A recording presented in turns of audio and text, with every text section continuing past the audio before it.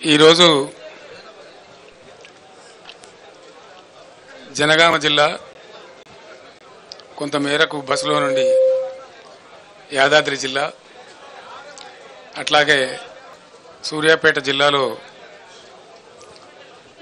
ఎండిపోయినటువంటి పంటలు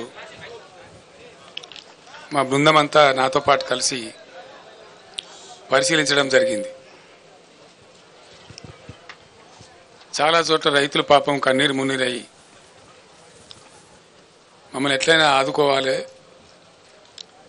మేము పెట్టుబడి పెట్టి నష్టపోయినాం, బట్ ఖచ్చితంగా మీరు ప్రభుత్వాన్ని డిమాండ్ చేసి మాకు న్యాయం చేకూర్చాలని చెప్పి రైతులు కన్నీరు మున్నీరుగా విలపించినారు.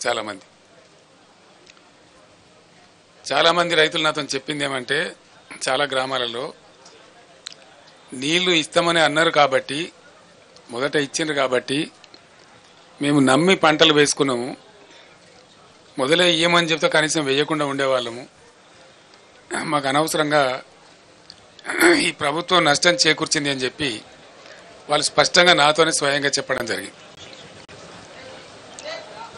రెండవది ఏంటంటే, గత 10 సంవత్సరాలు 10లో 2-3 సంవత్సరాలు మినహాయిస్తే 7-8 సంవత్సరాలు వ్యవసాయ స్థిరీకరణ అనే ఒక అంశాన్ని కేంద్ర బిందువుగా పెట్టుకొని రైతు బాగుంటేనే రాజ్యం బాగుంటుంది అనేటువంటి ఒక మంచి ఉద్దేశంతో గత బీఆర్ఎస్ ప్రభుత్వం కొన్ని స్పష్టమైన విధానాలు తీసుకొని చర్యలు చేపట్టింది. అందులో మీరందరూ కూడా చూసినారు ప్రత్యక్షంగా. దాన్ని ఒకటి, రైతులకు నీరు సరఫరా చేయడం అనేక పద్ధతుల ద్వారా. రెండవది, రైతుకు పెట్టుబడి ఇవ్వడం సరైన సమయంలో. రైతు బంధు అనేటువంటి కార్యక్రమాన్ని, దేశంలోనే వినూత్న కార్యక్రమాన్ని మొట్టమొదటిసారి తీసుకొచ్చి టైం మీద అదునుకు వాళ్ళకు అందేటట్టుగా రైతు బంధు పెట్టుబడి సహాయం చేయడం. మూడవది, 24 గంటలు రెప్పపాటు కూడా పోకుండా నాణ్యమైనటువంటి విద్యుత్ సరఫరా చేయడం. నాలుగవది, రైతుల యొక్క పంటలన్నీ కూడా 7,600 పైచిలకు కొనుగోలు కేంద్రాలు రాష్ట్ర వ్యాప్తంగా ఏర్పాటు చేసి ప్రతి గింజను ప్రభుత్వమే కొనుగోలు చేయటం.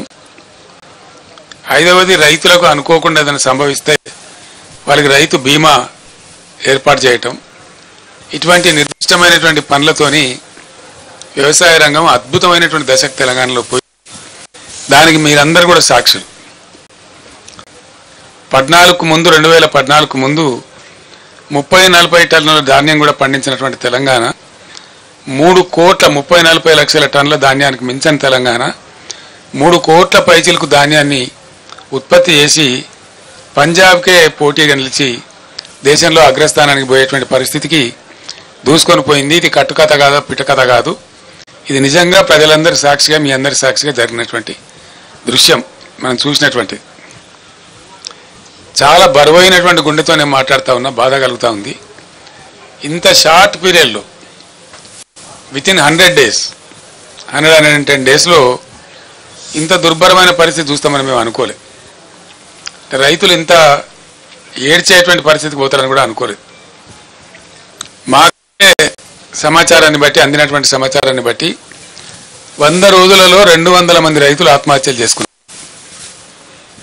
కొందరు కరెంటు షాకులతోని, కొందరు ఆత్మహత్యలు. వరసి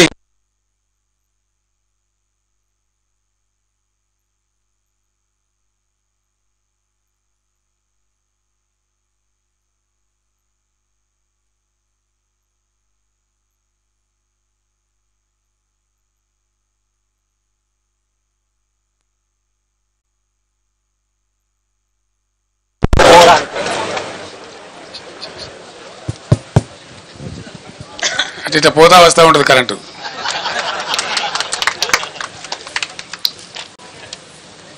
ఇప్పుడు మనందరం ప్రత్యక్షంగా చూస్తా ఉన్నాం. సో ఇట్లా 100 రోజుల పరిపాలనలో 200 మంది రైతులు ఆత్మహత్యలు.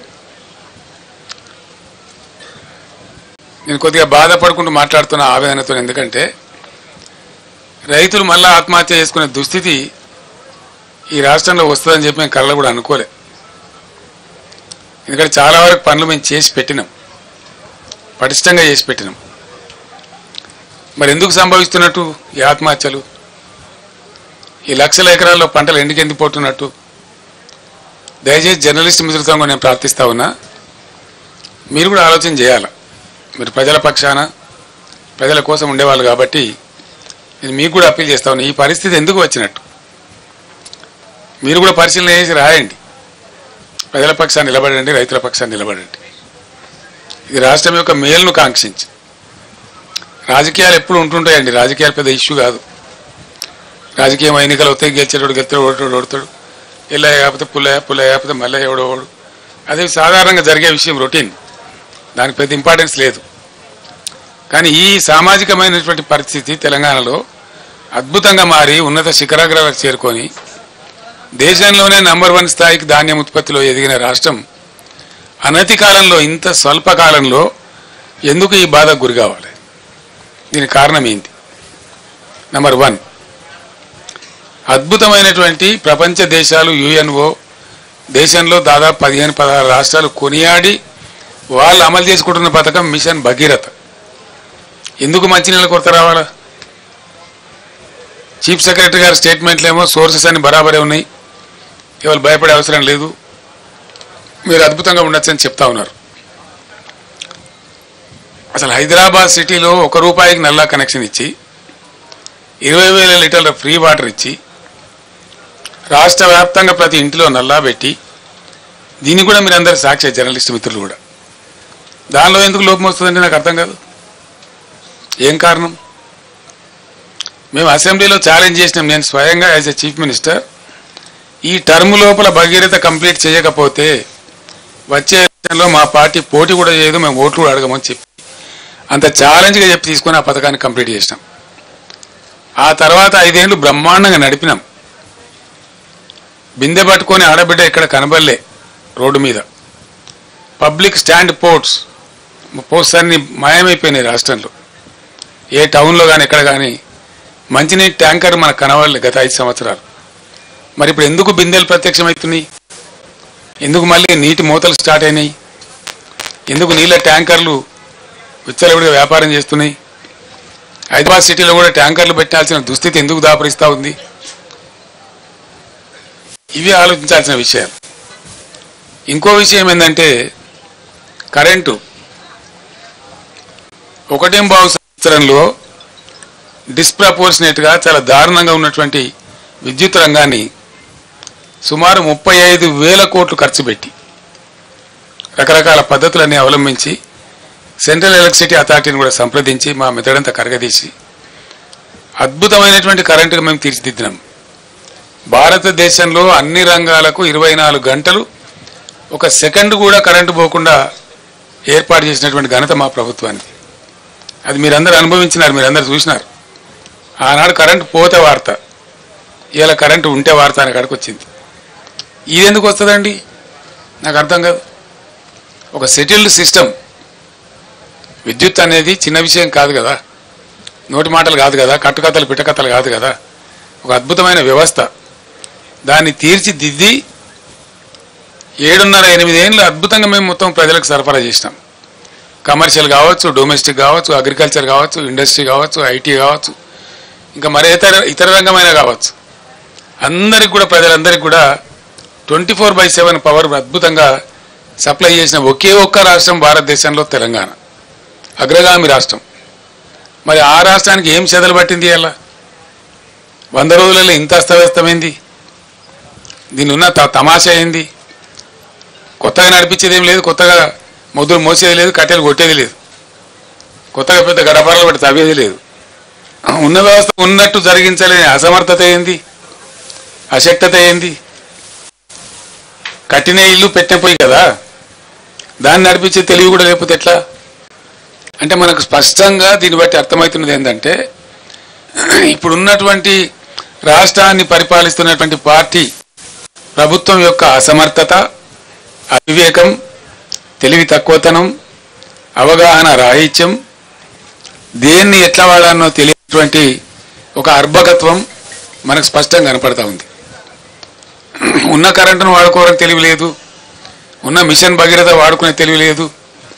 అద్భుతంగా వచ్చినటువంటి హైదరాబాద్ నీళ్లు మళ్ళా ఇలా వాటర్ బిల్స్ వస్తూ ఉన్నాయి,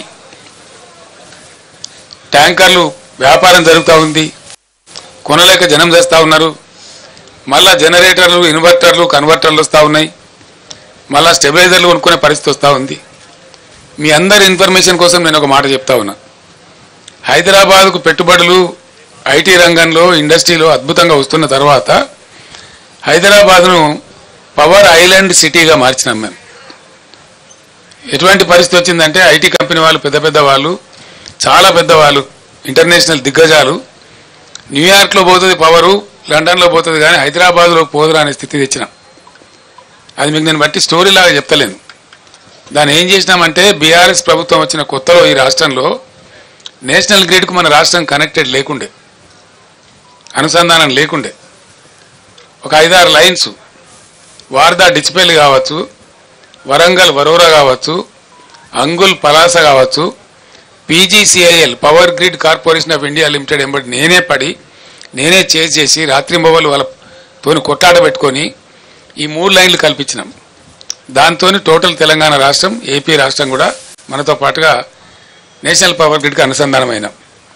దాని ఫలితం ఏంటంటే మనకు ఏదైనా సందర్భంలో షార్టేజ్ ఏర్పడితే ఇండియా మొత్తంలో ఎక్కడ పవర్నా అక్కడి నుంచి కొనుక్కునేటువంటి అవకాశాన్ని కల్పించగలిగినాం. నంబర్ 1.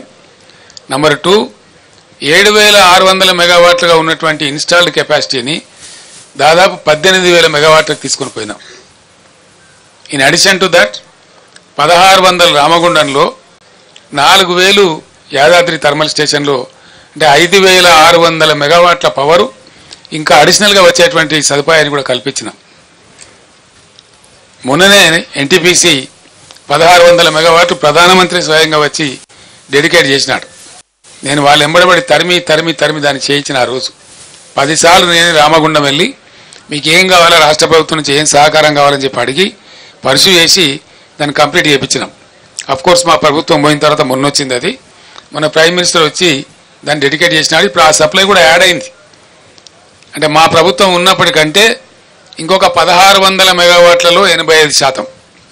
ఎన్టీపీసీ ఏం చేస్తుందంటే ఏ రాష్ట్రంలో ఉందో, ఏ రాష్ట్రం కోసం కట్టినరో దానికి 85% ఇస్తుంది, 15% ఏమో వాళ్ళు నేషనల్ కోసం తీసుకుంటారు. అంటే ఆ ప్రకారంగా అద్భుతమైన కరెంటు ఎంత అయితే 1,600లో 85% అంటే ఆ సుమారు 1,500 వస్తుంది. 1,450 నుంచి 1,500 మెగావాట్లు అదనంగా యాడ్ అయింది. చేస్తే ఈ ప్రభుత్వం పట్టించుకొని చేస్తలేదు, కానీ ఈ పాటికి యాదాద్రిలో కూడా 1-2 యూనిట్లు వచ్చే అవకాశం కూడా ఉండే. అంటే ఇక్కడ 1,500, 1,600 వచ్చే అవకాశం ఉండేది మన సొంతం. దీని నుంచి ఒక యూనిట్ కూడా బయటకి ఇచ్చే అవసరం లేదు. మరి ఇంత ఉజ్వలంగా తయారైనటువంటి పవర్ సిస్టమ్ ఎందుకు ఈరోజు ఇబ్బంది పడతా ఉంది? ఇది పరిపాలకుల అసమర్థత అవునా కాదా?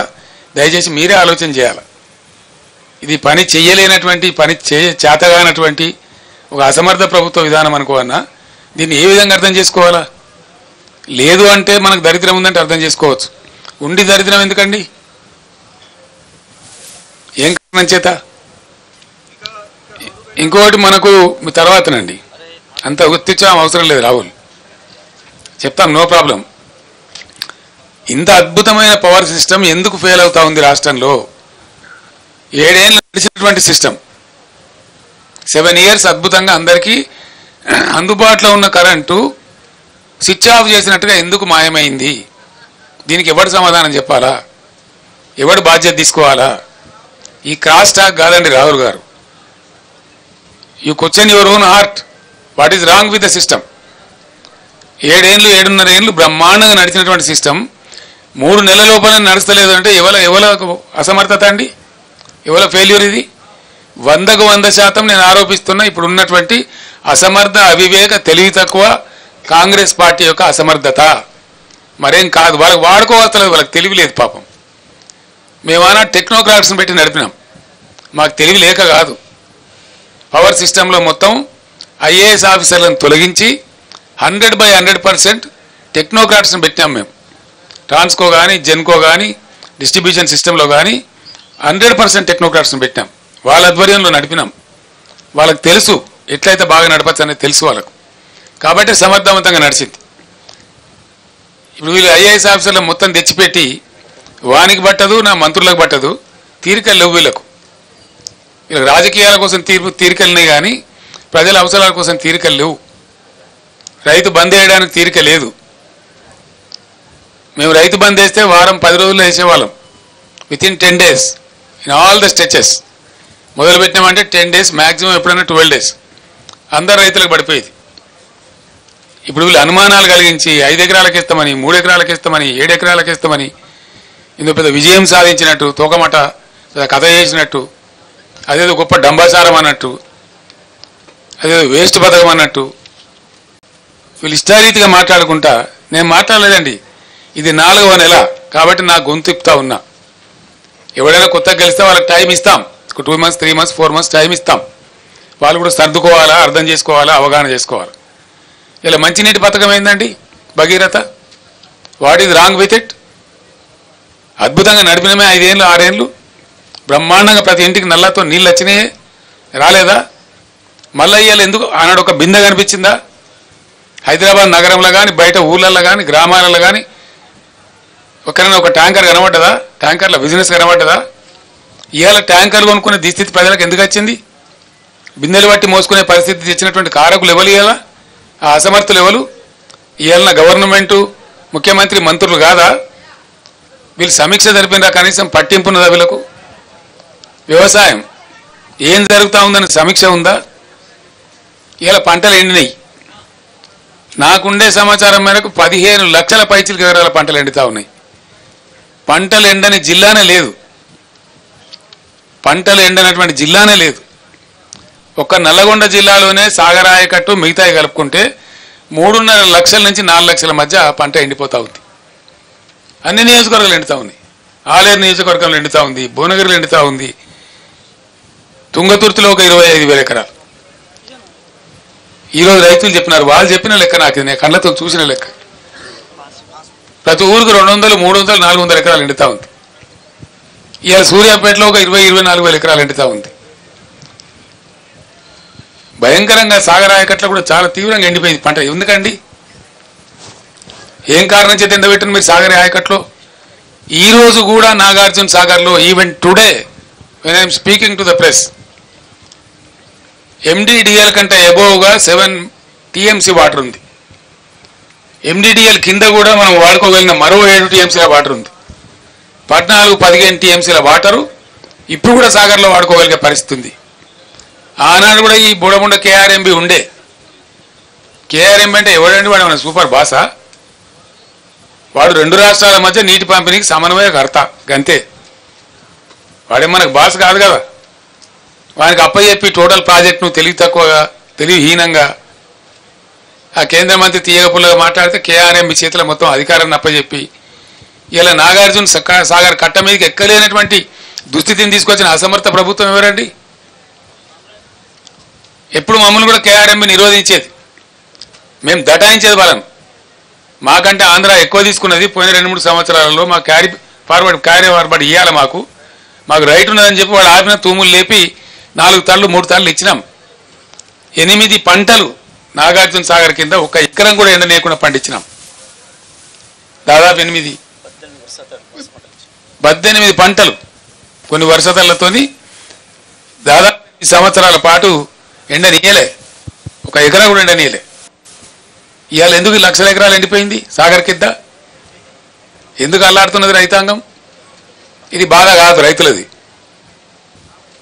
చిల్లర కాయగూరకుడు మాటలు, పూటకొప్ప PR స్టంట్ పెట్టి అని లంగా ముచ్చలు ప్రచారం చేసి ప్రజలు పట్టరా? రాజకీయాలు చేద్దాం, మత్తుగా చేద్దాం రాజకీయాలు. మేము కూడా చాలా చేసినాం. చాలామందిని పాత్రలు పెట్టినాం, చాలామందిని ఎత్తినాం, చాలామందిని ఎక్కినాం, మేము గద్దెలు ఎక్కినాం. 10 సంవత్సరాలు మేము కూడా పరిపాలన చేసినాం. అదంతా పెద్ద గొప్ప విషయం కాదు. అధికారం వస్తూ ఉంటుంది, పోతూ ఉంటుంది. Nothing great about it. కానీ ప్రజలు ఎక్కడ పోవాలా? నీ రాజకీయం నా రాజకీయం అంతా ప్రజలు కదా, ముఖ్యంగా రైతాంగం కదా, గ్రామాలు కదా. పట్టుకొమ్మల్లాగా ఉన్న పల్లెసీమలలో ఎలా బోరు బండ్ల హోరు వినిపిస్తూ ఉన్నది. బంద్ అయినాయి బోరు బండ్లు. గత 8 ఏళ్ళుగా బోరు బండి కనవాలే, అడ్రస్ లేకుండే. కరెంటు వైండింగ్ మోటార్లు మళ్ళీ అద్భుతంగా రోజుకు 20-30 మోటార్లు వైండింగ్ చేస్తూ ఉన్నాయి. అవి కనబడలే, మాయమైపోయినాయి. తెలంగాణ రాష్ట్రం నుంచి జనరేటర్లు అమ్ముకునే దుకాణాలు పారిపోయినాయి. ఇన్వర్టర్లు, కన్వర్టర్లు, స్టెబిలైజర్లు అమ్ముకునే దుకాణాలు దివాలా తీసినాయి తెలంగాణలో. మళ్ళీ ఇవాళ అవి కొనే దుస్థితి ఎందుకు వస్తూ ఉన్నది ఈ రాష్ట్రంలో? మిషన్ భగీరథ దాన్ని పట్టించుకున్న నాథుడే లేడు. నేను ఒక 2-3 జిల్లాల ఇంజనీర్లు అడిగిన, ఏమరా నాయన ఏంది, మీరే కదా నడిపాను, నిర్మించింది మీరే, నడిపింది మీరే, ఏమైందంటే సార్ దీంట్లో అసలు కిటుకు వేరే ఉన్నది, అడిగేవాళ్ళు లేడు. అప్పుడు మీ ఆఫీసులేమో స్మితా సబర్వాల్ గారు సెక్రటరీ గారు సపరేట్గా ఉండ్రి, దీని మీద ఎవ్రీ డే దీని మీద మానిటరింగ్ ఉంటుండే. ఎక్కడైనా కూడా ఆమె గద్దలాగా వచ్చి వాలి అందరు ఇంజనీర్లను తీసుకొచ్చి టాప్ టు బాటం కూర్చోబెట్టి సమీక్ష చేస్తూ ఉండే, బ్రహ్మాండంగా జరుగుతూ ఉండే. ఒక చిన్న పైప్ ముక్క పోతే కూడా తెల్లారి లోపల వేసేవాళ్ళు. ఇవాళ 15 రోజులు కూడా పడుచుకునే వాళ్ళు లేడు, అజమాయిషి కొరబడింది అని చెప్తున్నాడు వాళ్ళు. రెండవది ఏం చెప్తున్నారు, మిషన్ భగీరథ నీళ్ళు కరెక్ట్గా రావాలంటే మంచి వాల్యూమ్ ఉండకంటే మంచి హై క్వాలిటీ పవర్ 23 గంటలు కనీసం ఉండాలి, నిరంతర విద్యుత్ సరఫరా ఉండాలి. ఈ ప్రభుత్వం యొక్క తెలివి తక్కువతనం వల్ల మళ్ళీ ఇలా లక్షల మూటలు కాలుతా ఉన్నాయి తెలంగాణలో. లక్షలు, వేలు కాదు.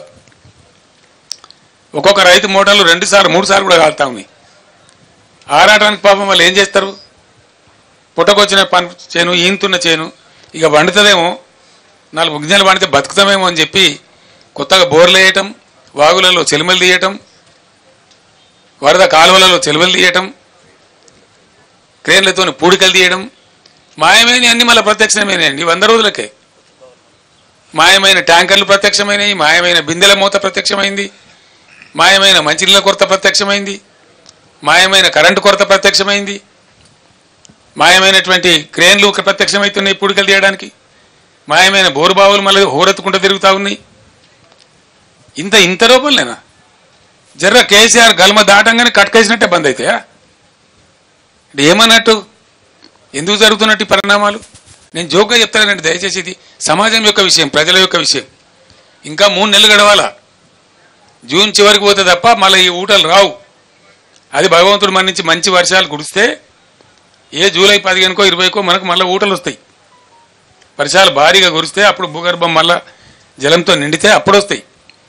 దాదాపు ఇంకో 3 నెలలు 3.5 నెలలు ఇంకా ఎంత భయంకరమైతే పరిస్థితి. దానికోసం మాట్లాడవలసి వస్తూ ఉంది.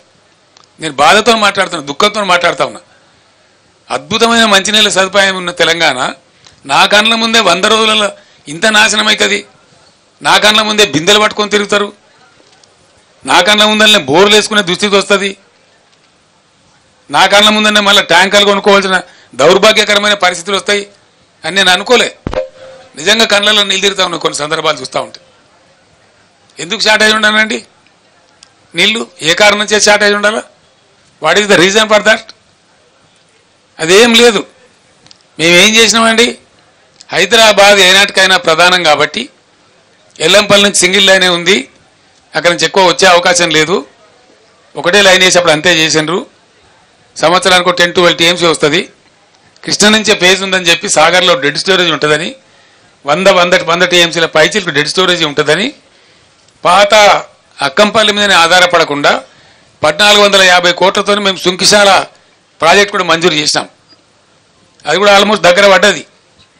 70-75% పనులు అయిపోయినాయి మా ప్రభుత్వం పోయే నాటికే. నేను మొన్న కాంట్రాక్టర్ని అడిగిన, ఏమరా ఎంతవరకు వచ్చింది పని అని అడిగితే, సార్ ఈ గవర్నమెంట్ చేయమని చెప్తే మేము 2 నెలల్లో 3 నెలలు చేసి అందిస్తాం సార్ అని చెప్తున్నారు వాళ్ళు. ఒకసారి అది మళ్ళీ కలిసిందంటే బ్రహ్మాండంగా అసలు నీటి సప్లై డోకా ఉండదు. సాగర్లో పూర్తి స్థాయి నీటి మట్టం వాడుకునేటువంటి పరిస్థితి ఉంటుంది, 100 టీఎంసీలు ఉంటుంది. కాబట్టి ఇవి ఏం చేయకుండా, ఇవి ఏం పట్టించుకోకుండా, దీని మీద సమీక్షలు లేకుండా అడగోలు మాటలు, అడగోలు పిచ్చి ప్రచారాలు చేసుకుంటా ఎంతసేపు విపక్షాన్ని బదనాం చేయాలి, గత ప్రభుత్వాన్ని బదనాం చేయాలనే ఒక చిల్లర, చాలా చీప్ టాక్టిక్స్ తప్ప ఏం కనపడతలేదు. మేము ఆనాడు ఒక పద్ధతి మార్చేసిన, నేను ముఖ్యమంత్రి ఉండే టైంలో భయంకరమైన రాళ్లవానం వచ్చి ఖమ్మం జిల్లాలో అనేక జిల్లాలలో పంట నష్టం జరిగింది. మహబూబాబాద్ జిల్లాలో, ఖమ్మం జిల్లాలో, చాలా జిల్లాలలో నేనే స్వయంగా పోయి పరిశీలన చేసాను ఏంది ఎంతవరకు జరిగిందని చెప్పి. నిజంగానే ఘోరంగా దెబ్బతిన్నది. 100% పంట పోయింది. కానీ పంట నష్టం ఇచ్చే పరిస్థితి ఏంది? ఆ రోజు వరకు కూడా కేంద్ర ప్రభుత్వాన్ని నివేదిక పెట్టాలి, ఆ తోకగాలు రావాలి 3 నెలలకు, వాడు వచ్చే వరకు ఏమి ఉండదు, వాడు ఉల్టా రిపోర్ట్ రాయాలి, వాడేమి ఇయ్యాడు, వీడు తీసుకోడు, రైతుకు అందదు. దాంతో నేనే నిర్ణయించి రైతులు బలపడుతున్నారు కాబట్టి తెలంగాణ రాష్ట్రంలో మంచిగా అవుతున్నారు కాబట్టి మళ్ళా వాళ్ళ పరిస్థితి దిగజారద్దని చరిత్రలో ఎప్పుడు లేని విధంగా ఎకరానికి 10,000 రూపీస్ ఇచ్చిన నేను, ఇన్స్టంట్ శాంక్షన్. అంత వెరీ డే ఆ పొలంలో నిల్చుండే అనౌన్స్ చేసి 5-6 రోజుల లోపల వాళ్ళకి నష్టపరిహారం అందజేసినాం. ఈ తుంగతుర్తికి 6 కోట్లు ఇచ్చినాం. మొత్తం దాదాపు 149 కోట్ల రూపాయలని పంపిణీ చేసినాం ఇమీడియట్గా రైతులకు. అదే విధంగా 149 crores ఇచ్చినాం. రెండో విడత అంటే సుమారు ఒక 500 కోట్ల రూపాయలను పంచినాం రైతులకు మేము. ఇవాళ లేదండి, రాలవన వాడిది అడిగే దిక్కు లేదు. ఓ మంత్రి ఓడు, ఓ ఎమ్మెల్యే ఓడు, దొంగలు కదా ముఖం సాటేసినట్టు. ముఖ్యమంత్రికి అయితే పట్టేలేదు, ఢిల్లీ యాత్రలే సరిపోతాయి. ఏది మరి నాకు అర్థం కాదు. ఎమ్మెల్యేలు ఓరు, ఎంపీలు ఓరు, మంత్రులు ఓరు, అధికారుల బృందాలు పంపించారు. మేము ఒక్కటే మాట చెప్తా ఉన్నాం, ఇవాళ ఏది ఏమైనా సరే రణరంగమైనా సరే ఈ ప్రభుత్వాన్ని మెడలు వంచుతాం, వదిలిపెట్టాం ఎట్టి పరిస్థితులలో, ఎట్ ఎనీ కాస్ట్. మేమన్నాడు 10,000 రూపాయలు ప్రపంచంలోనే ఇయ్యాలి, 10,000 రూపాయలు, 2,000 ఏదో ఇచ్చి చిల్లర చేతులు దులుపుకునేది. మేము 10,000 రూపాయలు ఇన్స్టెంట్గా ప్రకటించి 500 కోట్లు సుమారు పంచినాం. 450-460 కోట్లు పంచినాం. ఇలా అతి లేదు గతి లేదు. సుమారు 1,00,000 ఎకరాలలో పంటలు పోయినాయి, రాళ్ల వనాలు పడి, అకాల వర్షాలు పడి, కొన్ని హోరు గాలికి దెబ్బతిన్నాయి, వర్షాలు గుర్చి దెబ్బతిన్నాయి, కొన్ని రాళ్ల వనకు దెబ్బతిన్నాయి. దానికి దిక్కు లేదు, దాని గురించి మాట్లాడడం లేడు. ఇవాళ ఉన్న మంత్రి, ముఖ్యమంత్రి, ఉప ముఖ్యమంత్రి వీళ్ళంతా ఏం మాట్లాడినండి? అసలు వాళ్ళ ముఖాలకైనాడు ఇయ్యలే. వాళ్ళు దిగిపోయిన నాడు కూడా 470 కోట్లు బకాయిలు పెట్టిపోతే మేము ఇచ్చినాం ఇన్పుట్ సబ్సిడీ. బీఆర్ఎస్ గవర్నమెంట్లో ఇచ్చినాం. వాళ్ళు ఎగబెట్టిపోతే 2014లో ఎగబెట్టిపోతే 2-3 ఏళ్ళ నుంచి ఉన్న బకాయిలు పెండింగ్ పెట్టిపోతే మేము క్లియర్ చేసినాం అవి క్యాబినెట్లో తీర్మానం చేసి. ఈరోజు మేము ఏం పెట్టలే, బకాయిలు లేవు. ఇలా జరిగింది. మేమన్నా 10,000 ఎప్పుడు చరిత్రలో ఇయ్యని 10,000 50 ఏళ్ళ కాంగ్రెస్ పరిపాలనలో ఎన్నడూ తెలుగుదేశం పరిపాలనలో ఎవడు ఇయ్యని 10,000 రూపాయలు మేము ఇస్తే దాన్ని కూడా ఎకసక్కం చేసి మాట్లాడినారు, ఘోరంగా మాట్లాడినారు. ఏ మూల సరిపోద్దండి 10,000, 20,000 రూపాయలు ఇవ్వాలి అని మాట్లాడినారు. మరి ఇలా ఏడ వండుకున్నారు? తలకాయ ఎక్కడ పెట్టుకున్నారు? ఏం చేస్తున్నారు? గుడ్డిగురాల పనులు తోముతున్నారా? వీళ్ళు రైతులు గారా? వీళ్ళు ప్రజలు గారా? పట్టింపు లేదా? వాళ్ళ తరఫున మాట్లాడటం లేరనుకుంటున్నారా? ఒక మహాసముద్రం అంత పార్టీ బీఆర్ఎస్ పార్టీ ఉంది, ఊరుకోదు. ఎట్టి పరిస్థితులలో 100కు 100% రైతుల పక్షాన పోరాటం చేస్తాం. ఖచ్చితంగా ప్రభుత్వాన్ని నేను డిమాండ్ చేస్తాను. ఇలా సూర్యాపేట నుంచి ఈ ఎండిపోయిన పంటలకు మీరే ఎండబెట్టిండ్రు కాబట్టి, మీ అసమర్థత వల్ల ఎండగొట్టిండ్రు కాబట్టి, మీ అసమర్థత కాదు అని మీరు ఒప్పుకోకపోయినా ఎండిపోయినాయి కాబట్టి వెంటనే జిల్లా కలెక్టర్లకు ఆదేశాలు ఇచ్చి ఎన్యూమరేట్ చేయించాలి.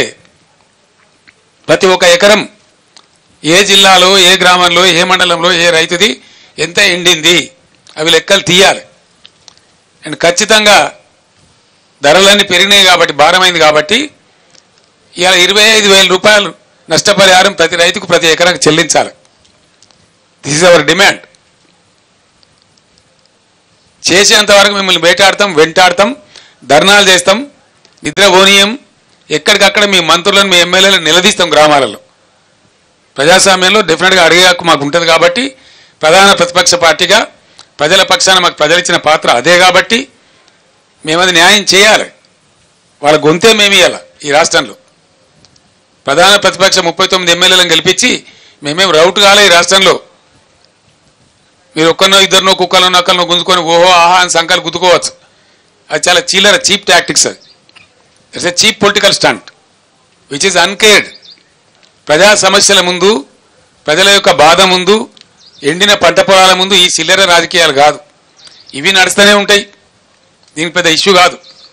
కానీ ఎండిన ప్రతి ఎకరాను మీరు వెంటనే ఎన్యూమరేట్ చేయించాలి.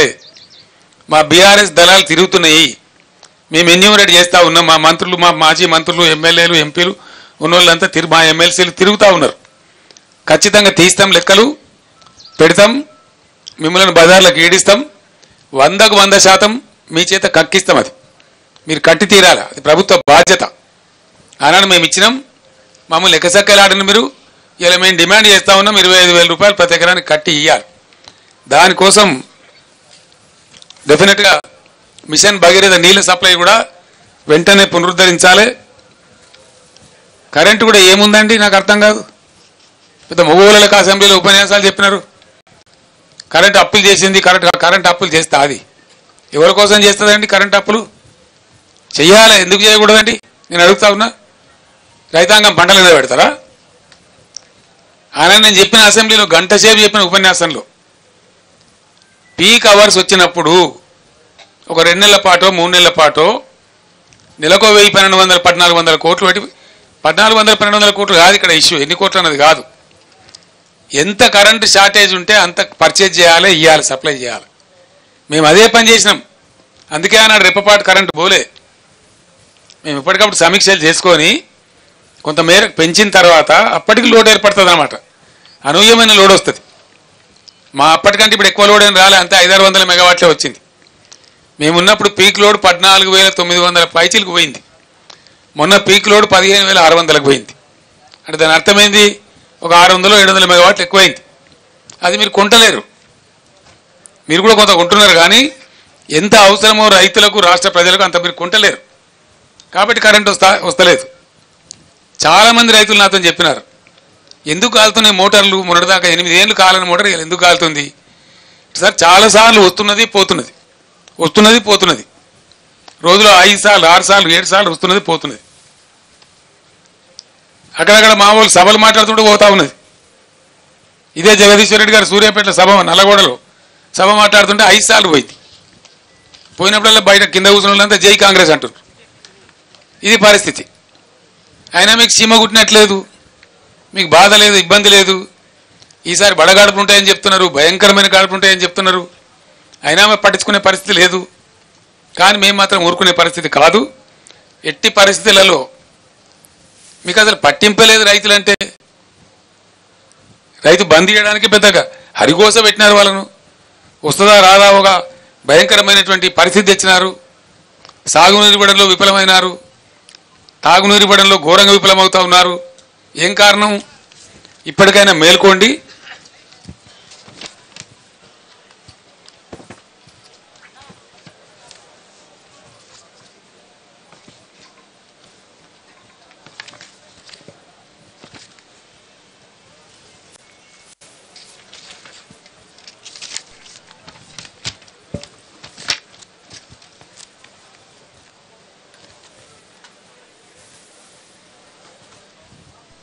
ఒక్క మోటార్ కాలనీయలేదే మేము, ఒక్కటంటే ఒకటి కూడా.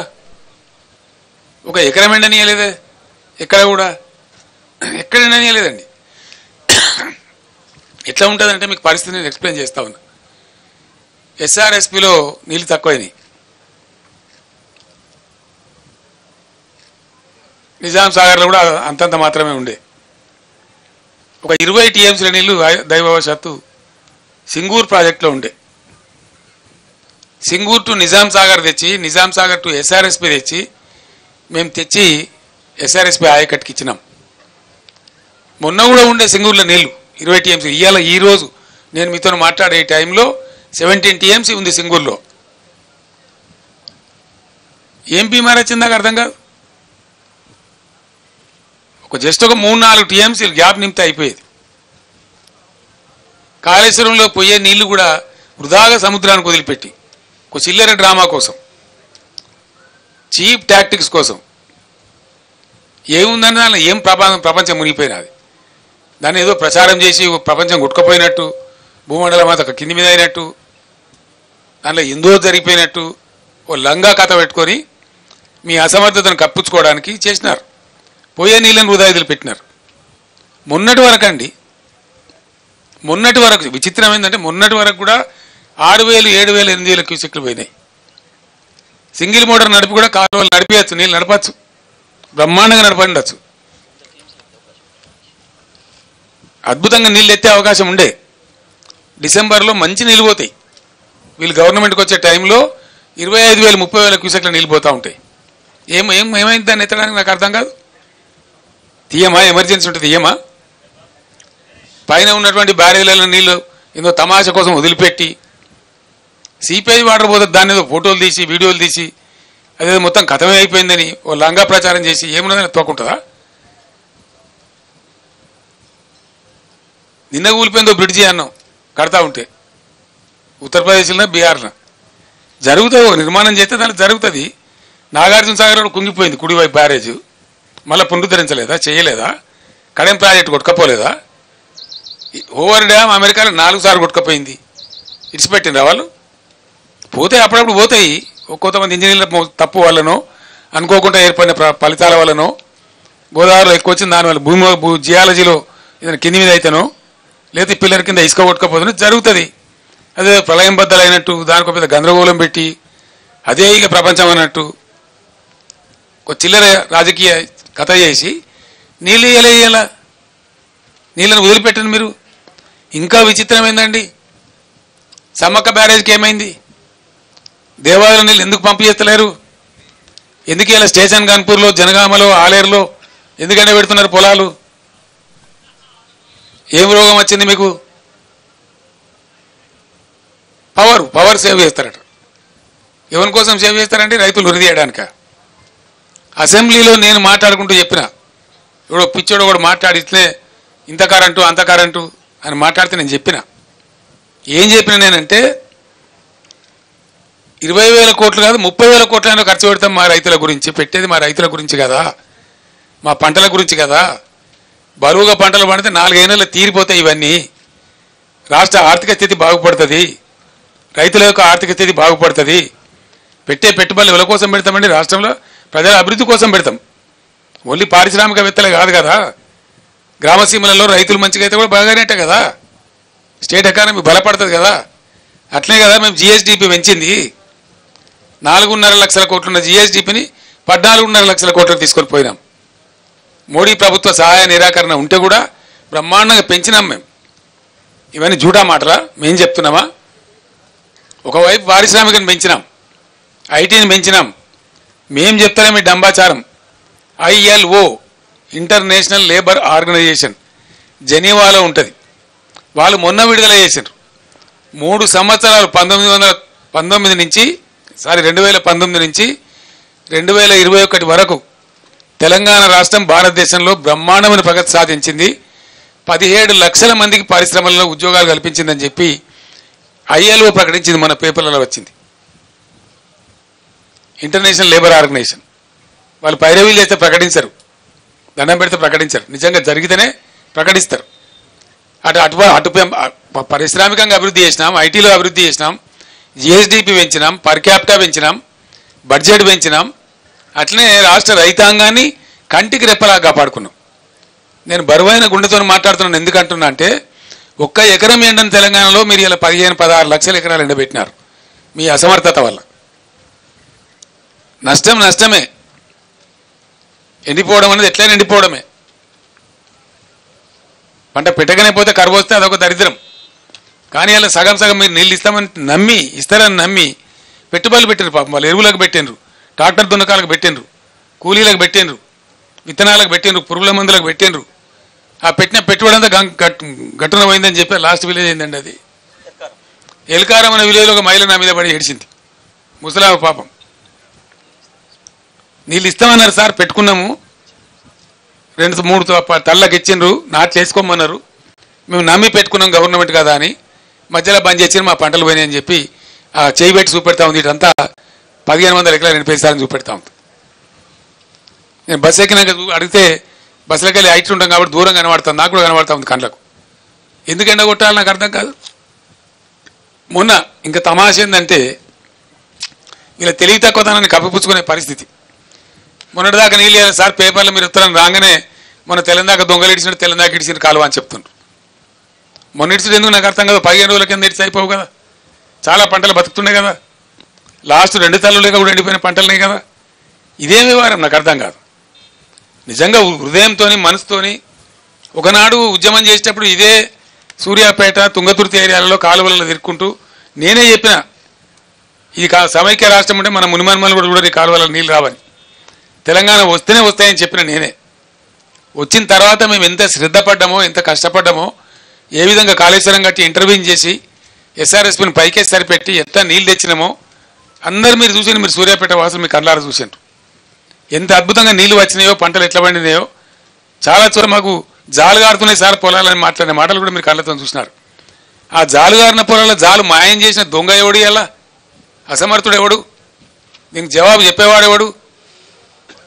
ఇవేం లేదు, అన్ని చిల్లర మాటలు, రాజకీయ మాటలు, పనికి మాలిన మాటలు. పాడిందే వాడరా పాస్వాన్ల దాసరి పొద్దాక ఒకటే గోల. ఇదే కదా, ఇది తప్ప ఇంకేమైనా ఉందా ఇప్పుడు? అదే నేను చెప్తున్నా కదా. నేను ఎందుకంటున్నా అంటే ఇది వచ్చిన కరువు కానే కాదు, అసమర్థ కాంగ్రెస్ ప్రభుత్వం తెచ్చిన కరువు. ఇలా ఈ పంటలు ఎండడానికి కారణం మీరు, కరెంటు లో వోల్టేజ్ సప్లై చేయడానికి కారణం మీరు. మీకన్నా జస్ట్ బిఫోర్ 8-8.5 ఏళ్ళు మేము ఇచ్చినాం పవర్, అద్భుతంగా ఇచ్చినాం. మీరు ఇయ్యలేకపోతున్నారంటే మీరు అసమర్థులే కదా, మీరు శాతగాని వాళ్ళే కదా. సింపుల్ కదా, దాంట్లో ఏమి పెద్ద సంస్కృతం ఉందా? అర్థం చేసుకోవడానికి ఏమైనా పెద్ద రాకెట్ సైన్స్ ఉందా? 8 ఏళ్ళు వచ్చిన కరెంటు ఏకదం ఎందుకు మాయమైందండి? ఎట్లా మాయమవుతుంది? నేను మాట్లాడే మాటలు కూడా ప్రజలు వింటున్నారు. ఎవరు సమర్థులు ఎవరు అసమర్థులు తెలుస్తారు కదా.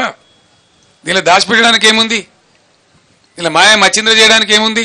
కళ్ళ ముందు కనబడుతున్న నగ్న సత్యం కదా. ఇలా బాధ కలిగి దుఃఖం కలిగి నేను మాట మాట్లాడుతూ ఉన్నా. 10 ఏళ్ళు బ్రహ్మాండంగా మేము రైతులను కడుపులో పెట్టుకొని సాధినాం. వాళ్ళకి పెట్టుబడి ఇచ్చి, పంటలు కొనుగోలు చేసి, రైతు బంధు ఇచ్చి, రైతు బీమా ఇచ్చి, అనేక సదుపాయాలు చేసి, అకాల వర్షాలు వస్తే 10,000 రూపాయల పంట సాయం ఇచ్చి, అన్ని రకాలుగా వాళ్ళని కాపాడుకున్న రైతులను మా కళ్ళ ముందే మీరు నాశనం చేస్తూ ఉంటే, మళ్ళీ వాళ్ళ కళ్ళలో నీళ్ళు వస్తూ ఉంటే, మళ్ళీ వాళ్ళ ఆత్మహత్యలు చేసుకుంటూ ఉంటే నేను బరువెక్కిన గుండెతో మాట్లాడుతూ ఉన్నా. మంచిది కాదు, మీకు కూడా మంచిది కాదు ఇది. I'm sorry, I'm speaking with pain. కారణం ఏంటంటే బాధ కలిగి, ఇబ్బంది కలిగి మాట్లాడుతూ ఉన్నా నేను ఈ మాటలు. ఒకటే స్టేజ్ వచ్చిన నేను ఆ కరీంనగర్ జిల్లా వాళ్ళు కూడా రమ్మని ఒకటే గొడవ పెడతా ఉన్నారు. పెద్ద ఉద్యమం చేద్దాం సార్, ఈ ప్రభుత్వాన్ని నిద్ర కూడా పోనీయం, వాళ్ళ సంగతో మా సంగతో తేలాలి ఒకసారి. వీళ్ళు అడుగుపెట్టుడే ఈ అడుగు నాశనం చేస్తున్నారంటే మమ్మల్ని ఏముస్తారు ఇంకా, రేపు ఏముంటుందని చెప్పి భయాందోళనతో ఉన్నది రైతాంగం. ఇవ్వాలి వాళ్ళకు ఒక భరోసా ఇవ్వాలని, వాళ్ళ పక్షాన నిల్చోవాలని మేము తీవ్రంగా నిర్ణయం తీసుకున్నాం. 100% అది ఏదో పేజ్ తీసిండి ఏందండి, అవి ఇవి చేయరు కదా. మీరందరు విన్నారు కదనండి, మీరందరు విన్నారు, మీరందరు ప్రత్యక్ష సాక్షులు. ఇవాళ ముఖ్యమంత్రి గారు ఏం చెప్పిండండి? కేసీఆర్ కొత్త వరకు మాఫీ చేసిండు, ₹1,00,000 రుణం మీకు మాఫీ అయింది కాబట్టి ఉరుకున్నారు మీరు బ్యాంకులకు, పరిగెత్తుండ్రి. మీరు లగెత్తిపోయి మళ్ళీ 2 లక్షలు తెచ్చుకోండి. డిసెంబర్ 9 నాడు మొత్తం మాఫీ. డిసెంబర్ 9 పోయి ఎన్ని రోజులు అయిందండి? 4వ మాసాన్ని నడుస్తూ ఉంది ప్రభుత్వం వచ్చి. ఈ డ్రామాలు కాదు కదా. When December 9 has gone, Mr. Chief Minister, where are you sleeping? I am asking you. ఎప్పుడు పోయింది డిసెంబర్ 9? మీ ఇష్టం వచ్చిన సొల్లు పురాణం వాగ్దానాలు చేసి ప్రజలను గోల్మాల్ దింపి జస్ట్ 1.8% ఓట్లతో మీరు గట్టెక్కి మీరు ప్రభుత్వానికి వచ్చినారు. మిమ్మల్ని ఎట్లా వదిలిపెడతాం అనుకుంటారు? మేము తరుముతాం, ఇప్పుడు తరిమి కొడతాం, నిద్ర కూడా పోనీయం. ఇలా ఏమవుతున్నది? బ్యాంకు వచ్చి డైరెక్ట్గా చెప్తున్నాడు, అమాయక రైతులు వాళ్ళు తెలియక వాళ్ళు మాట్లాడుతున్నారు. సార్ రేవంత్ రెడ్డి చెప్పింది కదండి డిసెంబర్ 9 మాఫీ చేస్తామంటే, రేవంత్ రెడ్డి బీవంత్ రెడ్డి జాంతానని నువ్వు కట్టాలి బిడ్డ, దాన్ని మాకు సంబంధం లేదు, ఈమన్ ప్రభుత్వాన్ని ఈమన్ డబ్బులు ఈమన్ చెప్పినారు. మాకు ఈమన్ అండి, మేము వసూలుకు రాము అని నోటీసులు ఇచ్చి వాళ్ళని సతాయిస్తూ ఉన్నారు. ఇప్పుడు ఏమైంది? మీరు రైతు బంద్ వేయలేదు, ప్రైవేట్ అప్పులు తెచ్చుకున్నారు, ప్రైవేట్ వడ్డీలకు పోయినారు, అట్ట కొంత నాశనమైనారు. ఇలా బ్యాంకు కూడా మళ్ళీ ఇచ్చే పరిస్థితి లేదు. పంట వేసుకుందామంటే ఇప్పుడు ఏం కావాలి వాళ్ళ గతి? ఏమైతుంది రైతుల గతి? మీకు ఆలోచన ఉన్నదా? కనీసం ప్రభుత్వంలో థింకింగ్ అనే చేస్తున్నారా? మీకు ఆ బరువైన హృదయం అని ఉన్నదా? అంత విశాలంగా ఆలోచిస్తున్నారా? అంటే రైతుల పక్షాన్ని వాడు మాట్లాడేటోడు ఉండడు, అడిగేటోడు ఉండడు అని మీరు అనుకుంటున్నారా? అట్లా కాదు.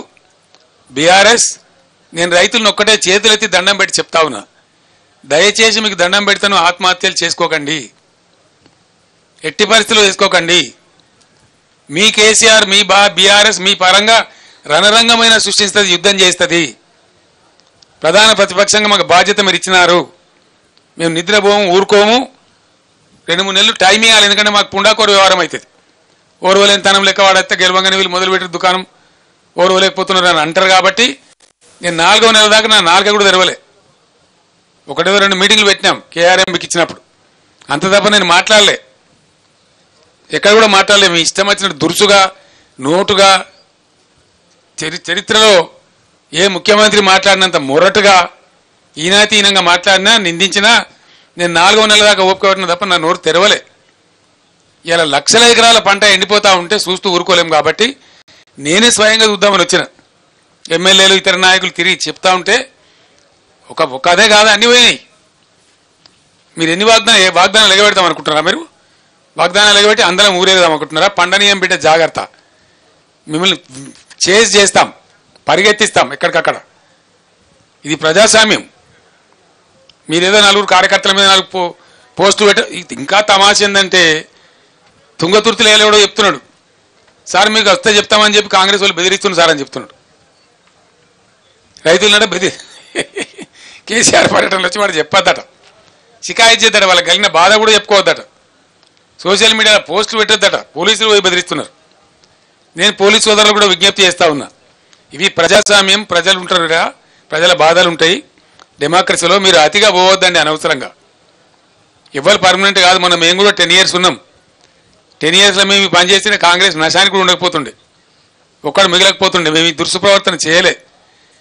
మేము అహోరాత్రులు రాత్రింబవళ్ళు రాష్ట్రము, రాష్ట్ర ప్రజలు, నీళ్లు, మంచినీళ్లు, కరెంటు, మెడికల్ కాలేజీలు, జూనియర్ కాలేజీలు, రెసిడెన్షియల్ స్కూళ్ళు, వాటి మీద మా మీదుగా కరగబెట్టినాం. మేము అవన్నీ నిలబెట్టినాం, చూపెట్టినాం.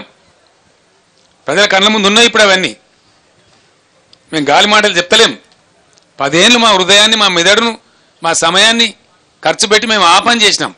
రాత్రింబవళ్ళు కష్టపడ్డాం, నీళ్లు తెచ్చినాం, కరెంటు తెచ్చినాం, మంచినీళ్లు తెచ్చినాం, రెసిడెన్షియల్ పాఠశాలలు తెచ్చినాం, సంక్షేమ కార్యక్రమాలు చేసినాం. ఉన్నోని లేనోని అందరినీ కడుపులో పెట్టి కంటికి రెప్పలాగా చూసుకున్నాం.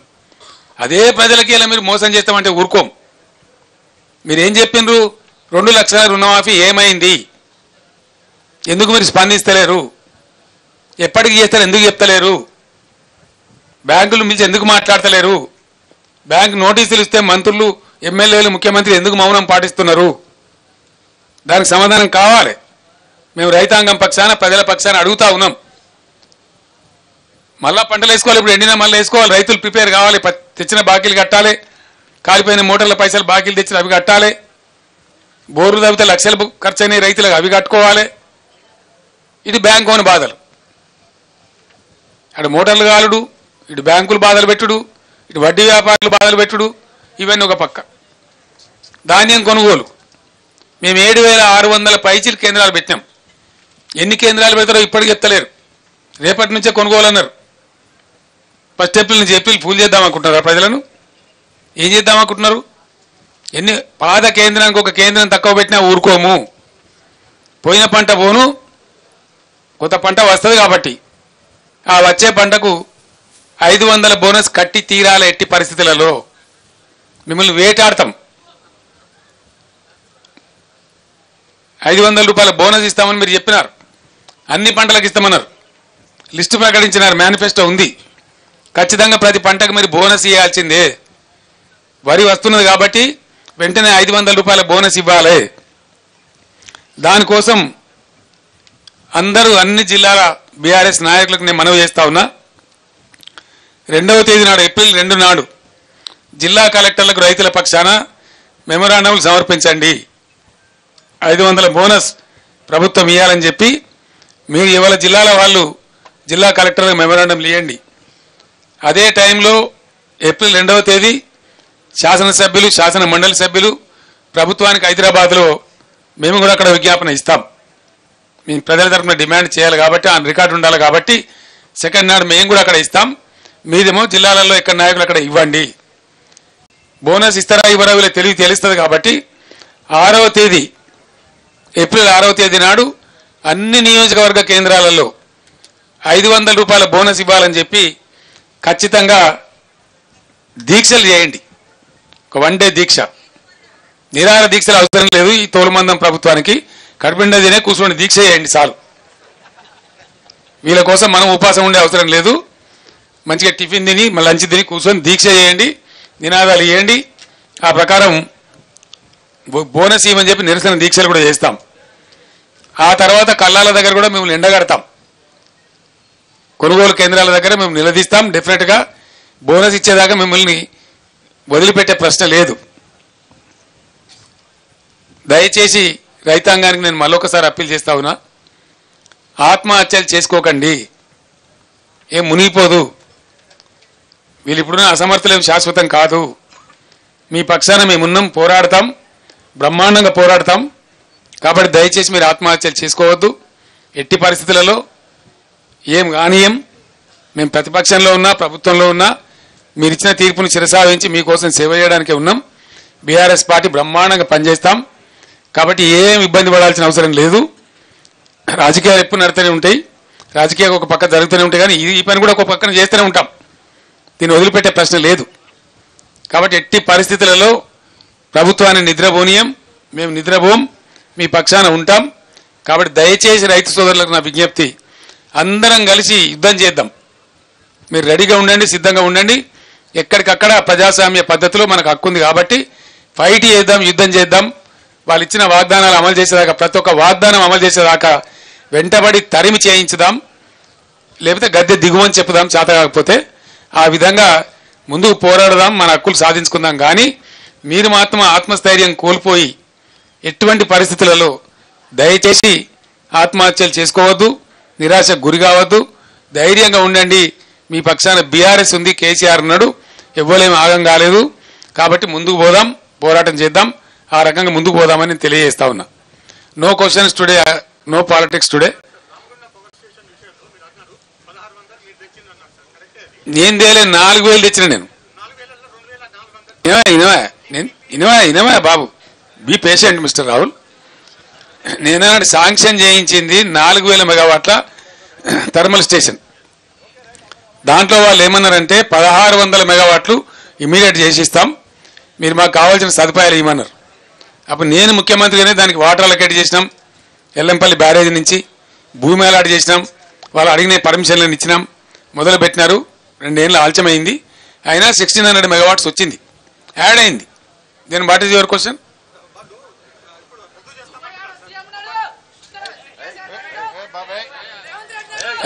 ఏ బాబు బయటకు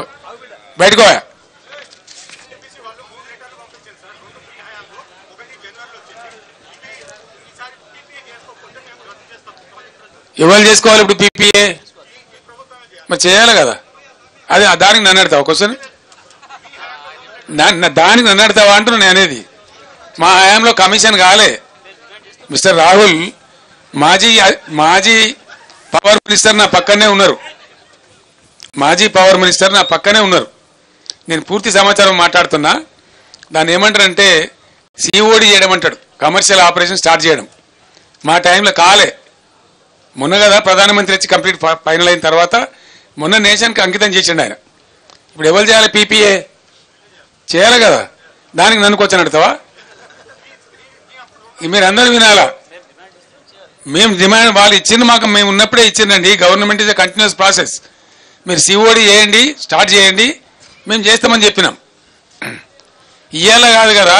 మీకు ఇంకోటి తెలుసుకోవాలి. మీరు తెలియక మాట్లాడుతున్నారు.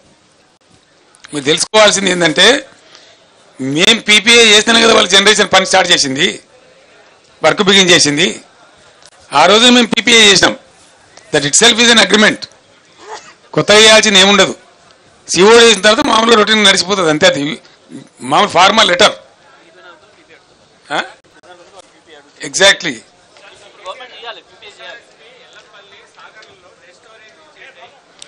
ఎందుకు చేయరని అంటున్నా నేను అనేది. ఎవరి అసమర్థత వల్ల. ఎల్లంపల్లి డెడ్ స్టోరేజ్ ఎందుకు అయిందండి? అయిందా? 6% వర్షపాతం ఎక్కువైంది. రాసుకోండి మీరు.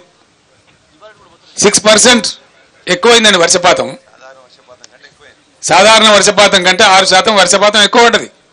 ఇది నేను చెప్పేది కాదు, ఇండియన్ మ్యాటర్నరీ వాతావరణ శాఖ వాళ్ళు చెప్పిన లెక్క ఇది. It's not my record. What they are telling ఇది రాంగ్. నాగార్జున సాగర్లో ఇవాళ కూడా నేను చెప్తున్నా కదా, నేను ఈరోజు చెప్తున్నా కదా, ఎబో ఎండిడిఎల్ వాటర్ ఉంది. హైదరాబాద్కి ఎట్లా షార్టేజ్ వస్తుందండి? ఇక్కడ పంటలనే వాడగొట్టినరు. హైదరాబాద్ కూడా వాటర్ షార్టేజ్ వస్తుందని వాటర్ బిల్లులు పంపి మేము 20,000 లీటర్లు ఫ్రీ ఇచ్చిన దానికి కూడా ఇలా బిల్స్ పంపుతా ఉన్నారు సిగ్గు లేకుండా. ఈ రకమైన దరిద్రం కొట్టు వ్యవహారం చేసి ఇవన్నీ కూడా నేను ఏమంటున్నా అంటే, బ్రదర్ వాదోపవాదాలు వేరు. నాది ఒకటే రిక్వెస్ట్, ఎస్ఎల్బిసి కాకుండా వేసిందే మీరు కదనండి, మీరే కదా. దాన్ని అటు కాకుండా ఇటు కాకుండా లంగా మోటార్ దానిలో దొరగొట్టి అది ఇంక 20,000 కూడా కాదు, ఎవడు చేయలేడు. అది వెనక గోదు ముందుకు రాదు. ఎవరి పాపం అండి ఎస్ఎల్బిసి? ఇదే కాంగ్రెస్ గవర్నమెంట్ పాపం కాదా? మాకన్నా ముందు 10 ఏళ్ళు ఎవరున్నారండి రాష్ట్రంలో? వాళ్ళే కాదా? దయచేసి నేను రాజకీయాలు మాట్లాడదలుచుకోలేదు బ్రదర్. ఇవాళ నేను కావాలంటే ఇవాళ నైట్ ఆల్రెడీ రేపు మాట్లాడదాం రాజకీయాలు, కానీ ఇవాళ purely farmers issues. Hour concern is farmers. మేము అడిగినాయి ప్రజల తరఫున అడిగినాం, ప్రజల రైతాంగం పక్షాన్ని అడిగినాం. చేస్తారా చేయరా వీళ్ళ సంగతి చూస్తాం. ఎక్కడికక్కడ ప్రజా ఉద్యమాలు లేవదీస్తాం, రాష్ట్రాన్ని రణరంగం చేస్తాం. నేను చెప్తా ఉన్నా, ఊరుకోం. We are not going to sleep. At any cost we will fight on behalf of the farmers, on behalf of the people. Thank you so much. Within 100